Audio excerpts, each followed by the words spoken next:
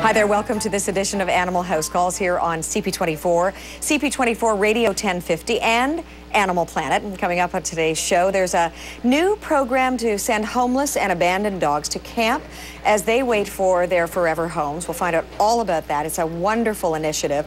We'll also discover natural dog training and how it works and how it can be implemented. And the Toronto Wildlife Centre is here with some baby squirrels and a big message about migrating birds and how we can all help them survive their long journey.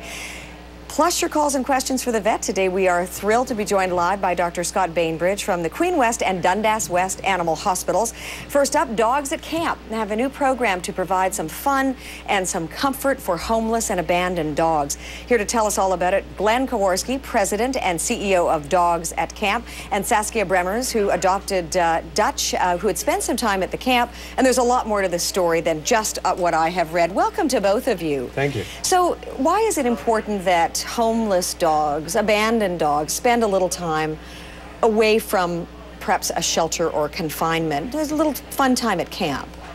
I'll answer it based on my own experience with my own dog. When I started Dogs at Camp, which is an overnight and day camp for dogs, open year-round. We now have 3 locations, but the inspiration for the camp was my own dog, who I rescued in Florida, actually, 13 years ago, and she came from a typical kennel environment, and she's also epileptic, and so trying to rehome a dog who comes from that kind of environment is very difficult.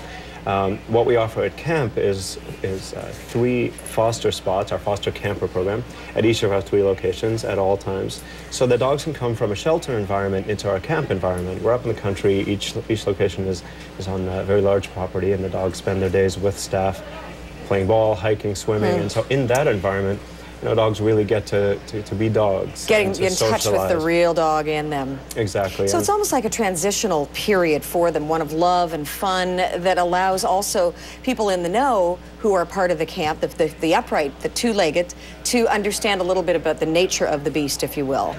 Exactly, yes. And it gives our staff a chance to understand kind of what it takes for a dog to socialize a dog and to give a dog a chance to become more of a dog, and it gives the dog a chance to just be a dog. And one of the issues, you know, when a poor, sweet dog goes from confinement, you know, and shelters and humane societies do the very best they can, but if you go straight from that to a home situation where there might be children and right, different sounds and different situations, different smells, it can be absolutely unnerving for an animal, and perhaps the worst in them comes out, and they may end up being sent back to the shelter. Absolutely. What's your experience with Dutch?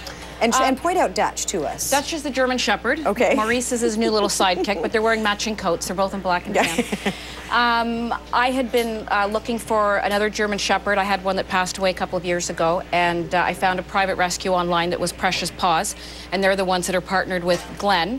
And Dutch was actually in a shelter in Toronto for almost a year. It was not doing very well as shepherds, well, as any dog wouldn't do.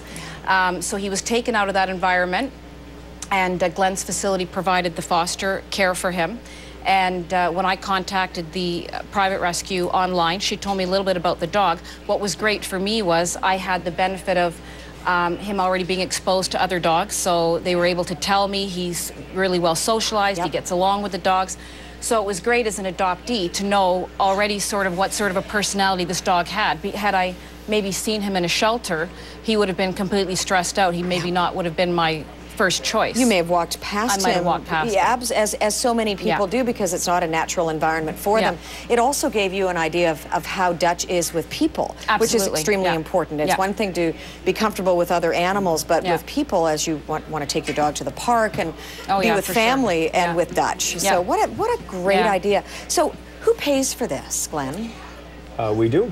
Dogs at Camp covers the cost of... for these special situations. Right, unless there's veterinary care involved, if the dog's coming from a shelter and needs to be updated on vaccinations. Other than that, we provide the care and the food and the staff and the environment for as long as they need it until we can find them a home. And what if you've got 3 locations, how many dogs come through this kind of transition time at camp a year, or how many would you like to see go through a year? Well, we'd love to be full at all times. We'd like to have those 3 spots filled at all times. We've only just started the program just a few months ago, so only a few dogs are going through it, and And Dutch was actually the first dog to go through it and the first one to be adopted. So it's great to see the success story that we see in him. And would you say it is a success story, Saskia? Oh, absolutely. Yeah. He's look at him. I mean, he is a success story. Yeah, he is. And even I have a program that I run for seniors that we bring them in from the community long-term care facilities,